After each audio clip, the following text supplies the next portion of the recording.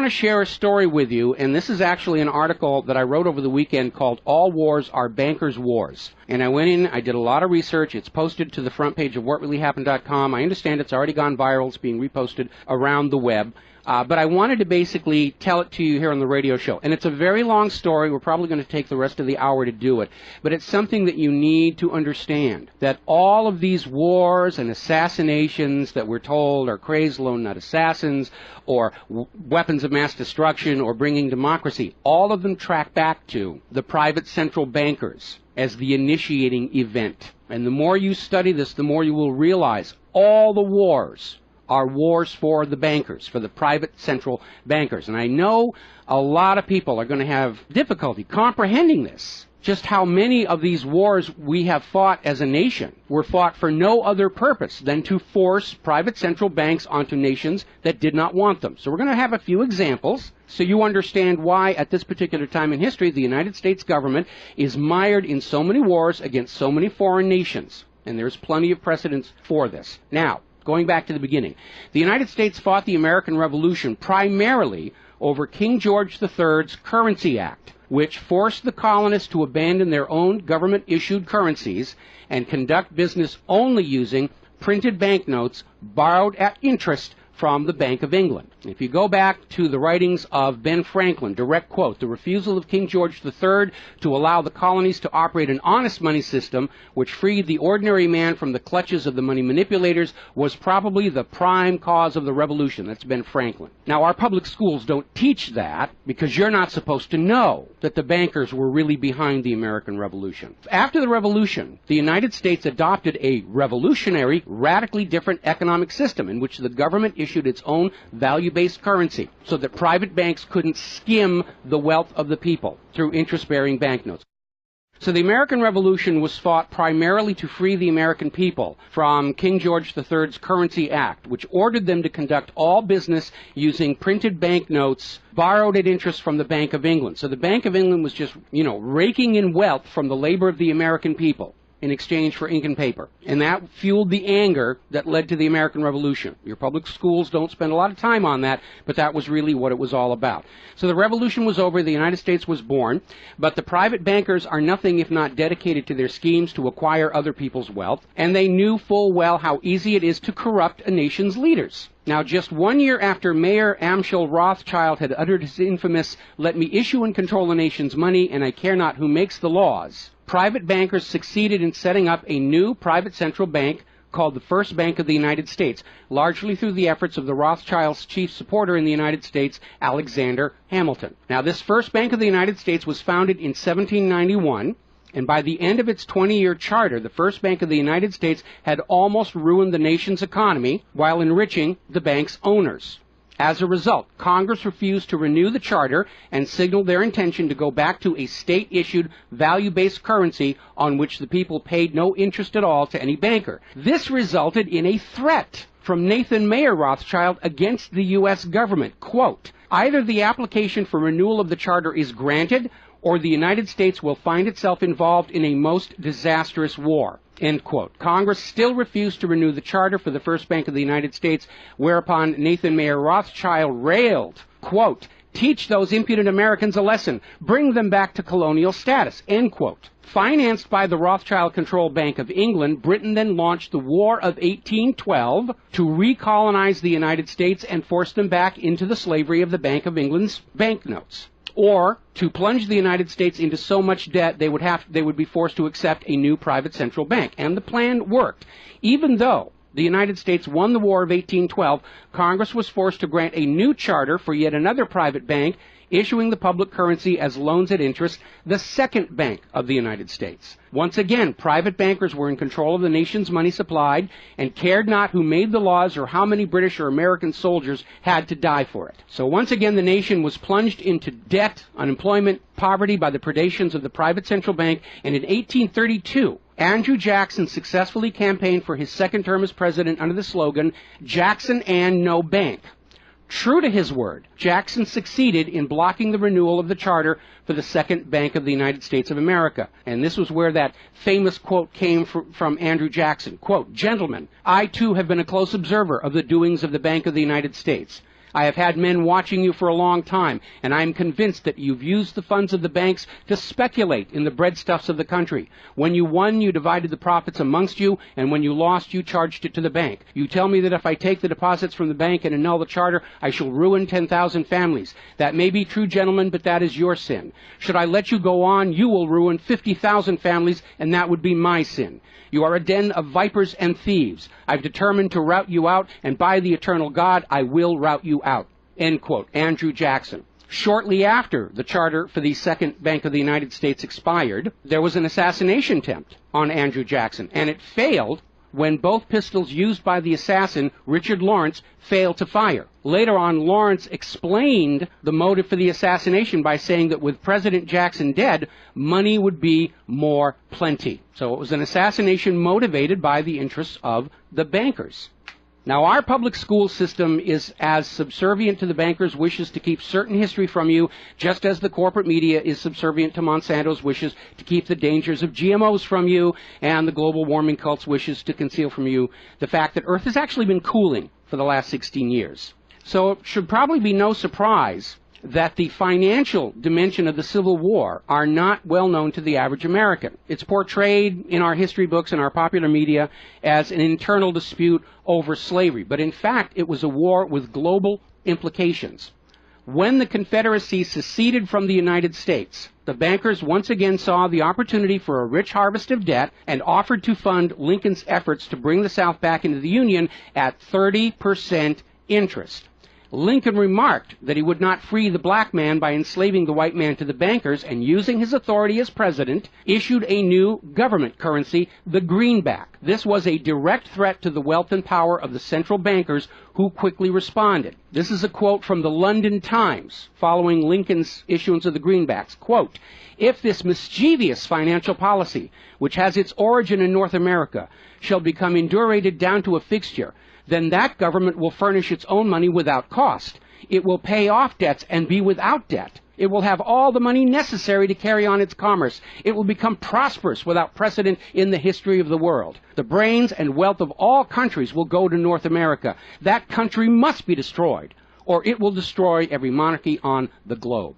So, goaded by the private bankers, much of Europe supported the Confederacy against the Union, with the expectation that victory over Lincoln would mean the end of the greenback. France and Britain seriously considered an outright invasion on the United States in support of the Confederacy, but they were held at bay by Russia. A little bit of history most Americans don't understand. Russia came to the aid of Lincoln's Union during this crisis. Now, at that time, Russia had just ended their serfdom system, and they had a state central bank similar to the system the United States had been founded on. Now, free of European intervention, the Union won the war, and Lincoln announced his intention to go on issuing the greenbacks. Following Lincoln's assassination, the greenbacks were pulled from circulation, and the American people forced to go back to an economy based on banknotes borrowed at interest from the private bankers. So finally, in 1913, the private central bankers of Europe, in particular the Rothschilds of Great Britain, the Warburgs of Germany, met with their American financial collaborators on Jekyll Island, Georgia, to form a new banking cartel with the express purpose of forming the Third Bank of the United States, with the aim of placing complete control of the United States money supply once again under the control of private bankers. Owing to hostility over the previous banks of the United States, the name of this third bank was changed to the Federal Reserve, in order to grant the new bank a quasi-governmental image. But in fact, it is a privately owned bank. It's no more federal than Federal Express. In fact, last year, the Federal Reserve successfully rebuffed a Freedom of Information lawsuit by Bloomberg News on the grounds that as a private banking corporation, and not actually a part of the U.S. government, the Freedom of Information Act did not apply to the operators of the Federal Reserve. So 1913 proved to be a transformative year for the nation's economy. First, with Congress' passage of the 16th Income Tax Amendment and the false claim it had been ratified. Here's another direct quote. "I think if you were to go back and try and find and review the ratification for the 16th Amendment, which was the internal revenue, the income tax, I think if you went back and examined that carefully, you would find that a sufficient number of states never ratified that amendment," end quote. That's U.S. District Court Judge James C. Fox in Sullivan versus United States, 2003. Later that same year, 1913, and apparently unwilling to risk another questionable amendment, Congress passed the Federal Reserve Act over the Christmas holiday in 1913, while members of Congress opposed to the measure were at home. This was a very underhanded deal, as the Constitution explicitly vests Congress with the authority to issue the public currency, does not authorize its delegation, and thus would have required a new amendment to transfer that authority to a private bank. But pass it, Congress did, and President Woodrow Wilson signed it as he promised the bankers he would in exchange for generous campaign contributions. Now, President Wilson later regretted that decision. You've probably heard this quote before, but you're going to get it again. Quote, "I am a most unhappy man. I have unwittingly ruined my country. A great industrial nation is now controlled by its system of credit. We are no longer a government by free opinion, no longer a government by conviction and the vote of the majority, but a government by the opinion and duress of a small group of dominant men." That was Woodrow Wilson writing in 1919. Now, 1 year after the passage of the Federal Reserve Act, World War I started, and it is important to remember that prior to the creation of the Federal Reserve, there was no such thing as a world war. Now, World War I actually started between Austria, Hungary, and Serbia, but quickly shifted to focus on Germany. Why Germany? They didn't start the war. Why was Germany the villain in World War I? Well, the real reason was their industrial capacity was seen as an economic threat to Great Britain. Great Britain's pound was already in decline at the time because too much economic emphasis was on banking and finance, and not enough was on agricultural development, industrial development, and infrastructure. It's very much like the situation we have in the United States right now. All the financial operatives, they want to play the Wall Street games, and other parts of the economy are being neglected. We've lost a great deal of our manufacturing. We're not the agricultural exporter we used to be because everybody's over there at Wall Street playing in that giant open-air casino. Now, pre-war Germany did have a private central bank, but it was under strict control by the German government to keep inflation at reasonable levels and to make sure that all of the German economy was being properly funded, just like Putin did with their central bank about a month ago. Under government control by the German government, investment was guaranteed to internal economic development, and as a result, Germany had become a major manufacturing technological power. They were exporting products that Great Britain could not compete with. So in the media of the day, Germany was portrayed as the main opponent of World War I. And not just defeated, it was flattened. Now, following the Treaty of Versailles, Germany was ordered to pay the war costs of all the participating nations, even though Germany had not started that war. This amounted to 3 times the value of all of Germany itself. Germany's private central bank, to which the German government had gone deeply into debt to pay the cost of the wars, was allowed to break free of government control. That led to the massive inflation of the Weimar Republic, followed, permanently trapping the German people in endless debt. And money speculators were running rampant, and it led to these situations where you had literally a whole basket full of paper notes to get a loaf of bread. Now, when the Weimar Republic collapsed economically, it opened the door for the National Socialists to take power. Their first financial move was to issue their own state currency, which was not borrowed from private central banks. It was based on a unit of value, not a unit of debt. Freed from having to pay interest on the money in circulation, Germany blossomed and quickly began to rebuild its industry. It was an amazing transformation to see. The media called it the German miracle. Time magazine lionized Hitler for the amazing improvement of life for the German people and the explosion of German industry, and they even named him Time magazine's Man of the Year in 1938. And then once again, Germany's prosperity and freedom from a private central bank loaning the public currency at interest became a threat to other nations and other powers. I have a couple of quotes here from Winston Churchill that tells you what was really going through the minds of Europe in the years leading up to World War II. Quote, "Should Germany merchandise again," which means do business, "should Germany merchandise again in the next 50 years, we have led this war, World War I, in vain." That was Winston Churchill writing in the Times in 1919. Another quote, "We will force this war upon Hitler if he wants it or not," end quote. Winston Churchill in a 1936 radio broadcast. Quote, "Germany becomes too powerful. We have to crush it," end quote. Winston Churchill in November 1936 speaking to U.S. General Robert Wood. Quote, "This war is an English war, and its goal is the destruction of Germany." Winston Churchill, autumn 1939 broadcast. So it was all about economics and profitability. Now, Germany's state-issued value-based currency was also a direct threat to the wealth and power of the private central banks around the world. And as early as 1933, they started to organize a global boycott against Germany to strangle this upstart ruler who thought he could run his nation without a private central bank. Now, as had been the case in World War I, Great Britain and other nations threatened by Germany's economic power looked for an excuse to go to war.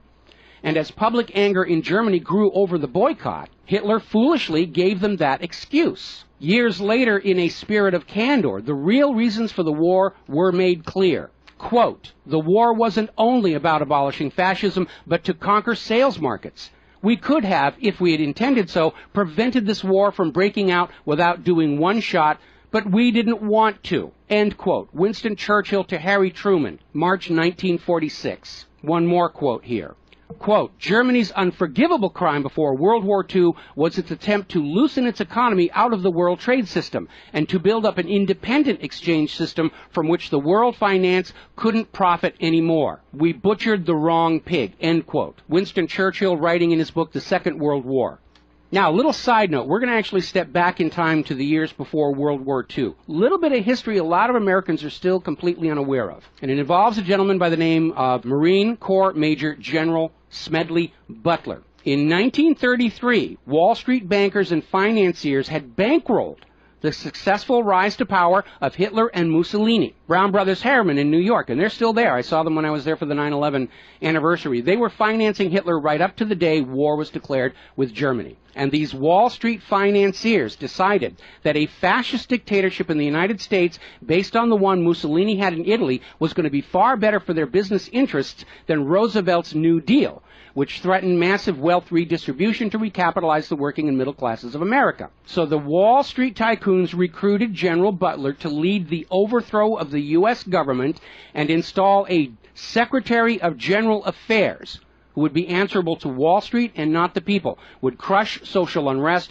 and shut down all the labor unions. General Butler pretended to go along with the scheme, but then exposed the plot to Congress. So they recruited Marine Corps Major General Smedley Butler to lead this coup d'etat, because Butler was very popular with the soldiers, and his image as part of this move would help convince the military this was the right thing to do. Now, to his credit, Major General Smedley Butler, remembering his oath to the Constitution, pretended to go along with the scheme, but then exposed the plot to the United States Congress. Congress, then as now in the pocket of Wall Street bankers, refused to act. When Roosevelt learned of the planned coup, he demanded the arrest of the plotters, but the plotters simply reminded Roosevelt that if any one of them were sent to prison, their friends on Wall Street would deliberately collapse the still fragile U.S. economy and blame Roosevelt for it. So Roosevelt was unable to do anything about this attempted coup d'etat until the start of World War II, at which time he prosecuted many of the plotters under the Trading with the Enemy Act. Now, mostly it was glossed over, it was just a rumor, unfounded, it's wacko conspiracy theory, but in 1967, the congressional minutes of Smedley Butler's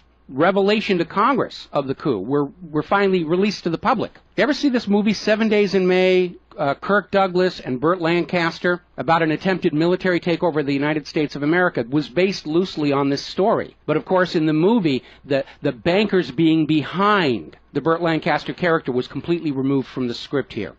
Now, Smedley Butler is also famous for writing a work called War is a Racket. And I would like to read you a quote from that. Quote, "I spent 33 years and 4 months in active military service as a member of our country's most agile military force, the Marine Corps. I served in all commissioned ranks from second lieutenant to major general. And during that period, I spent more of my time being a high-class muscle man for big business, for Wall Street, and for the bankers. In short, I was a racketeer, a gangster for capitalism. I suspected I was just part of a racket at the time. Now I'm sure of it. Like all members of the military profession, I never had an original thought until after I left the service. My mental faculties remained in suspended animation while I obeyed the orders of the higher-ups. This is typical with everyone in the military service.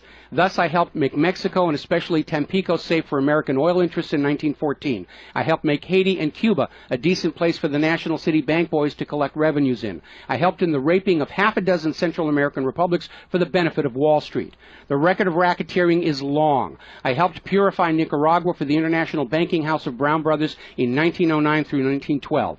I brought light to the Dominican Republic for American sugar interests in 1916. In China in 1927, I helped see to it that the Standard Oil went its way unmolested. During those years, I had, as the boys in the back room would say, a swell racket. I was rewarded with honors, medals, and promotion. Looking back on it, I feel I might have given Al Capone a few hints. The best he could do was operate his racket in 3 city districts. I operated on 3 continents. General Smedley Butler, former U.S. Marine Corps Commandant, and he wrote that in 1935.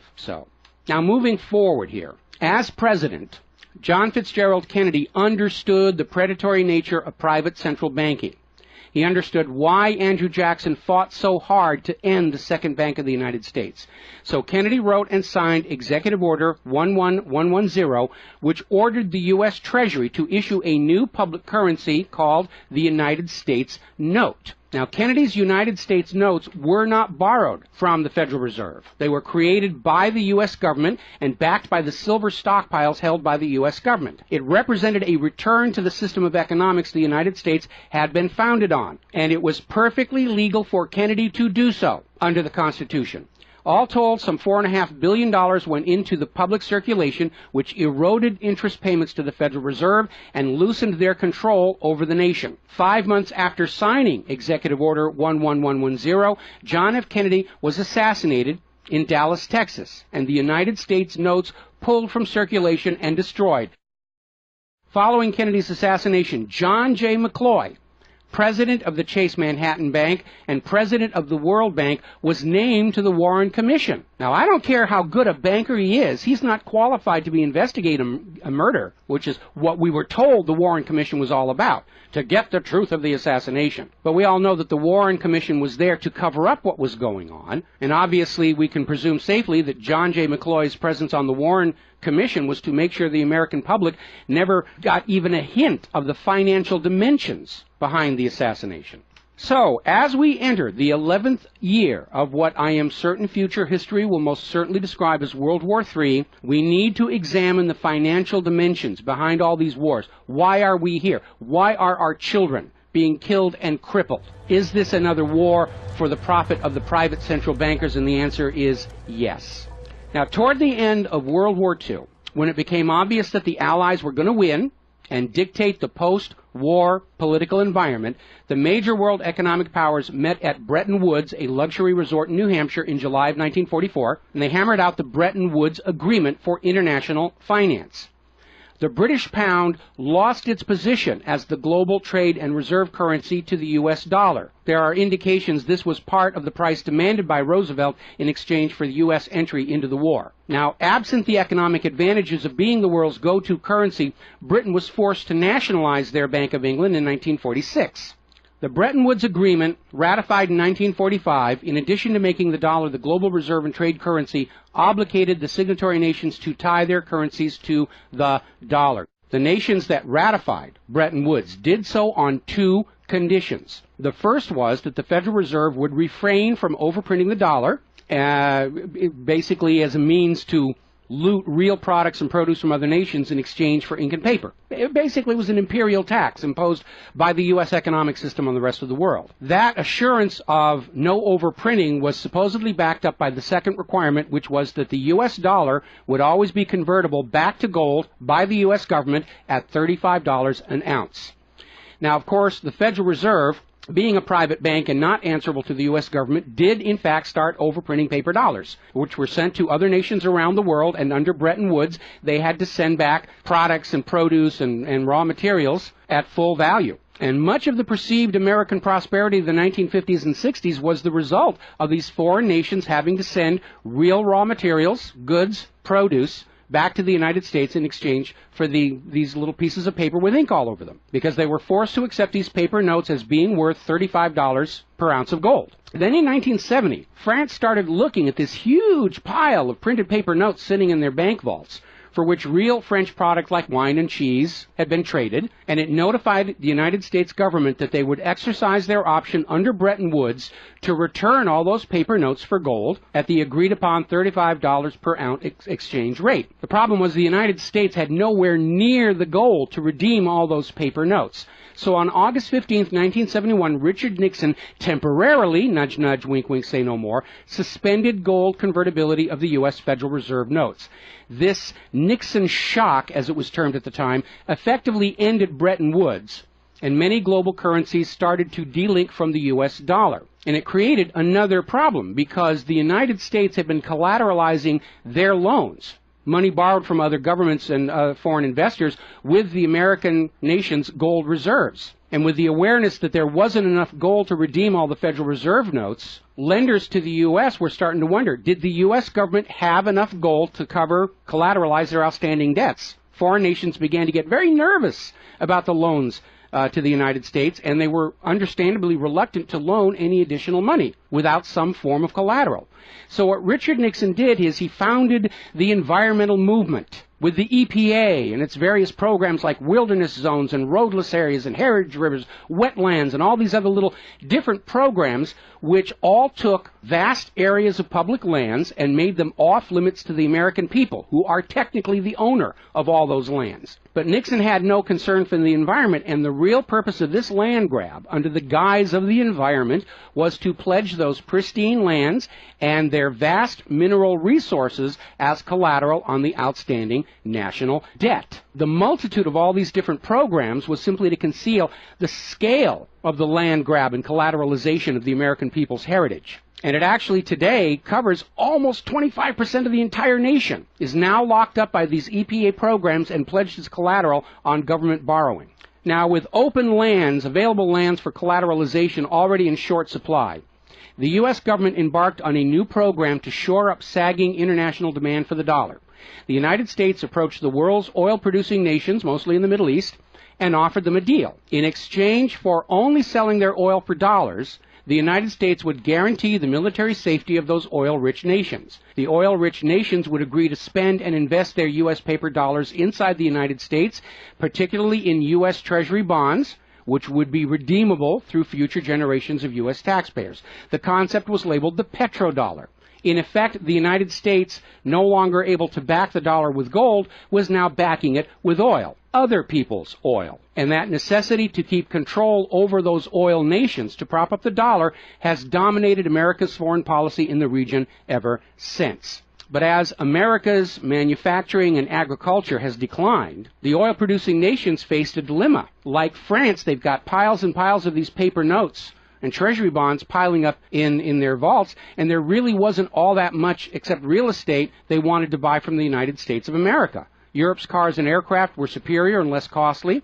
In more recent times, America's experiment with GMO food crops has led a lot of nations to simply avoid buying U.S. agricultural exports. Israel's constant belligerence against its neighbors has caused the oil-producing nations to wonder if the U.S. could actually keep their end of the petrodollar arrangement. So oil-producing nations started to talk of selling their oil for whatever currency the purchasers wanted to pay. Iraq, already somewhat hostile to the United States following Desert Storm, demanded the right to sell their oil for euros in 2000. In 2002, the United Nations agreed that Iraq had a right to sell their oil for euros under the Oil for Food program. 1 year later, 2003, the United States reinvaded Iraq, lynched Saddam Hussein, and placed Iraq's oil back on the world market, only available for U.S. dollars. Now, the clear U.S. policy shift following 9/11, away from at least attempting to appear to be an impartial broker of peace in the Mideast to one of unquestioned support for Israel's aggressions, only further eroded confidence in the petrodollar deal, and even more oil-producing nations started openly talking of trading their oil for other global currencies. So over in Libya, Muammar Gaddafi had instituted a state central bank and a value-based trade currency, the gold dinar. Gaddafi then announced that Libya's oil was for sale, but only for the gold dinar. Other African nations, seeing the rise of the gold dinar and the euro, even as the U.S. dollar continued its inflation-driven decline, flocked to the new Libyan currency for trade. This move had the potential to seriously undermine the global hegemony of the dollar. French President Nicolas Sarkozy reportedly went so far as to call Libya a threat to the financial security of the world. So the United States invaded Libya under the guise of supporting a popular rebellion. They brutally murdered Gaddafi, apparently because the object lesson of Saddam's lynching had not been enough of a message, imposed a private central bank, and returned Libya's oil output to dollars only. The gold that was supposed to be made into the gold dinars, as of the last report I could find, unaccounted for. Now, according to General Wesley Clark, the master plan for the dollarification of the world's oil nations included 7 targets: Iraq, Syria, Lebanon, Libya, Somalia, Sudan, and Iran. Venezuela, which has started selling their oil to China for the yuan, seems to be a late addition. What is notable about those original 7 nations targeted by the U.S. is that none of them are members of the Bank of International Settlements. This is the private central banker's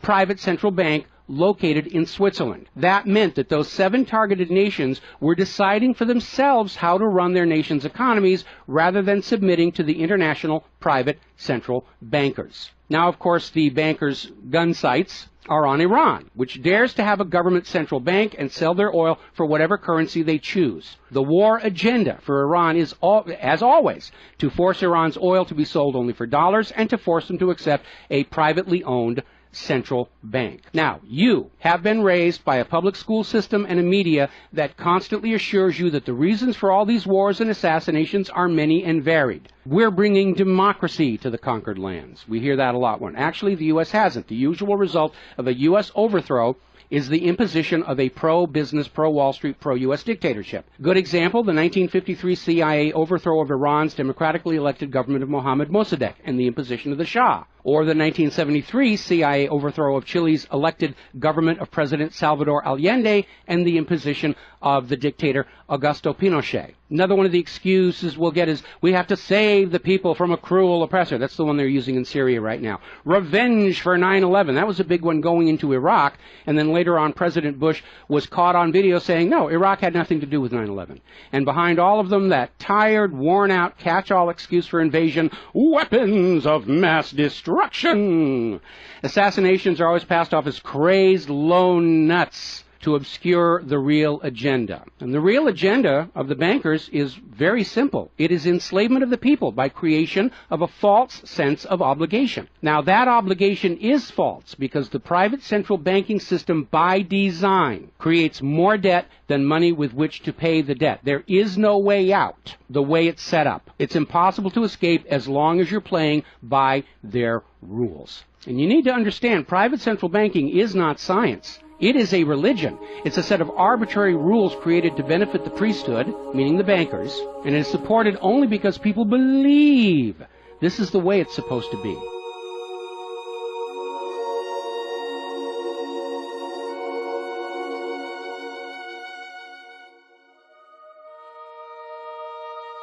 It is a religion. It's a set of arbitrary rules created to benefit the priesthood, meaning the owners of the private central banks.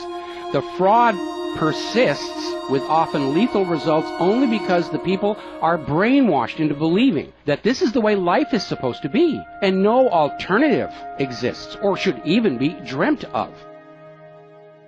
Now, this same approach, the same brainwashing, was true of 2 earlier systems of enslavement, rule by divine right and slavery, both systems built to trick people into obedience, and both now recognized by modern civilization as illegitimate. So now we are on the verge of a new era in history where we will recognize that rule by debt, rule by private central bankers issuing the public currency as a loan at interest is equally illegitimate. It only works as long as people allow themselves to believe that this is the way life is supposed to be. But you need to understand something that's the core of the issue. Private central banks do not exist to serve the people, the community, or the nation. Private central banks exist to serve their owners, to make them rich beyond the dreams of Midas, and all for the cost of ink, paper, and the right bribe to the right official, and the occasional assassination. But behind all these wars and all these assassinations, the 100 million plus horrible deaths from all of these wars, lies a single policy of financial dictatorship. The private central bankers only allow rulers to rule, only on the promise that the people of a nation be enslaved to the private central banks. Rulers who do not go along with that will be killed, their nation invaded by those other nations still enslaved to the private central banks. The bankers themselves don't fight these wars. Their children are not in these wars. A nation tries to break free of the private central bankers like Libya. All the other nations under the bankers' control pile on and destroy them. This so-called clash of civilizations you are being told about by the corporate media,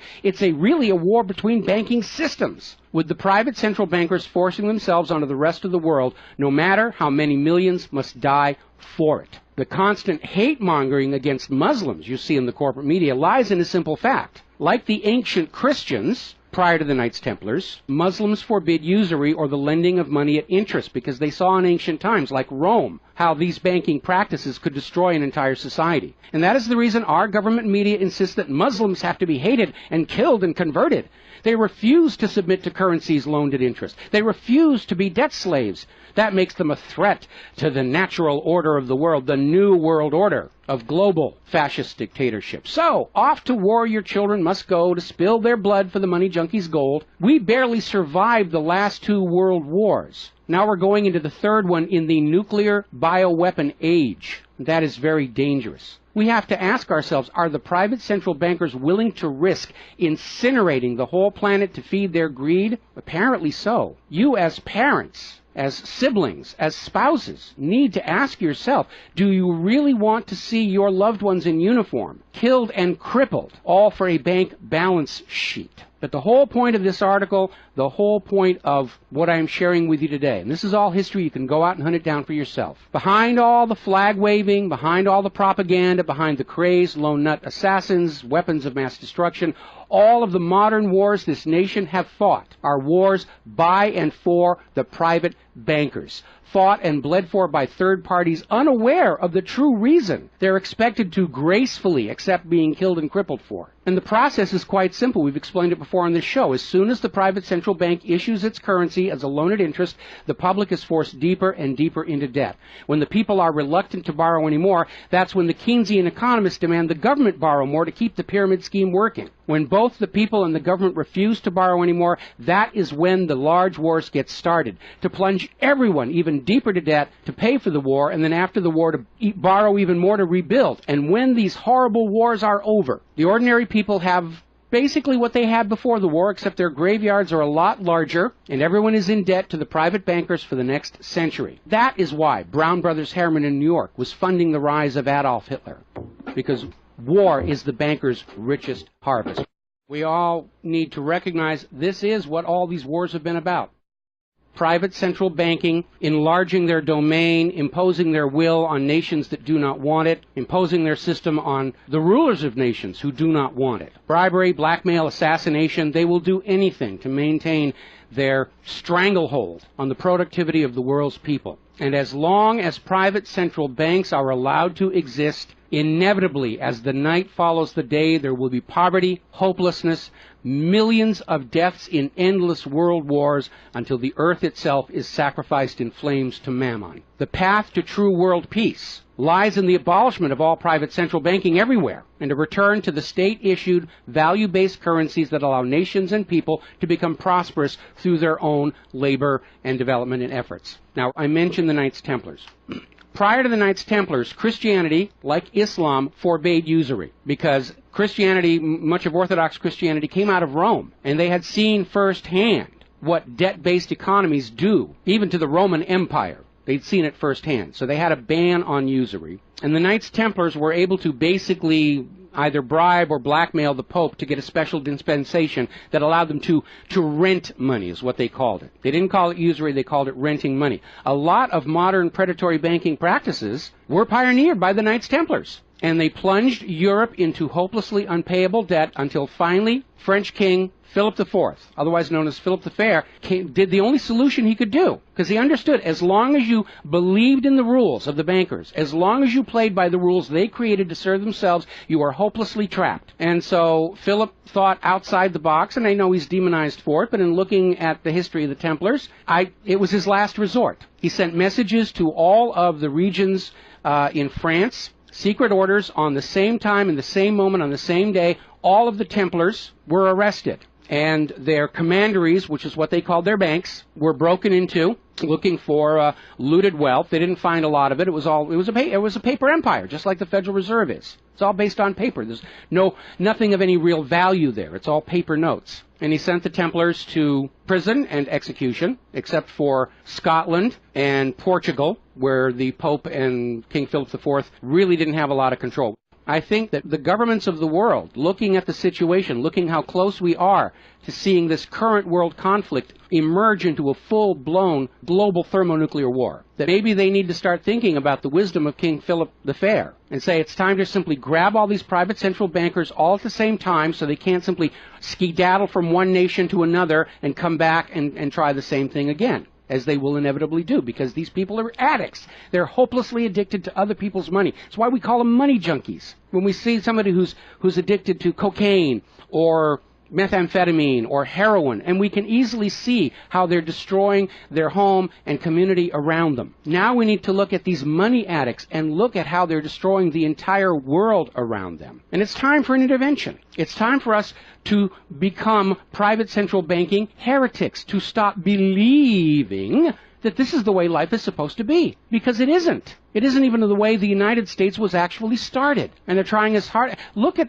the destruction of our nation. We used to be the world's greatest nation. Now the most generous estimate is we're down to number 16 and still falling. And yet, despite the destruction to our nation, its infrastructure, its children, its quality of medical care, the quality of its manufacturing output, we still are compelled somehow to go out and force this same banking system onto the rest of the world at the point of a bayonet. Does that make any sense at all? Not to a rational human being. To a money junkie, yeah, it's perfect. But we're really at a crisis point in history. And the first step to resolving that crisis, to not let it go any further into a potential nuclear war, is to recognize that private central banking, ruled by manufactured illusion of debt, is no more legitimate a system of governance than rule by divine right or rule by slavery. We all need to recognize the true cause of all the pain and suffering and wars. It's not the terrorists, it's not Al-Qaeda. These are just distractions and set pieces put in front of your eyes so you can't see the very clear pattern behind much of modern human history. It's a war of banking systems, with the predatory private central banks seeking to eradicate any nation and any ruler that would dare try and operate their economy outside the control of the private central bankers. That's the real cause for the war. Is it something you're willing to fight and die for, to support these private central bankers? Is it something you're willing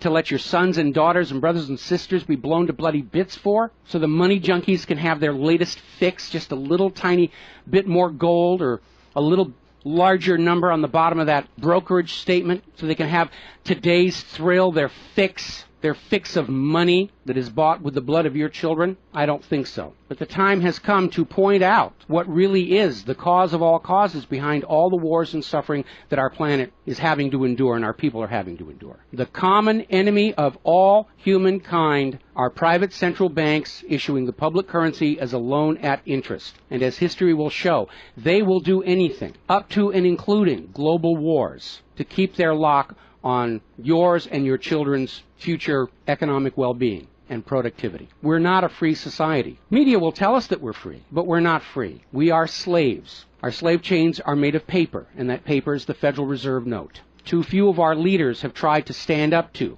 this system of enslavement, usually with lethal results. But if all the people of the world at the same time stand up and say no more private central banks, it will come crashing down, just as slavery did, just as rule by divine right did, and then we'll be embarking on a new era in human history, where the emphasis on social development is on the people and not on the money junkies.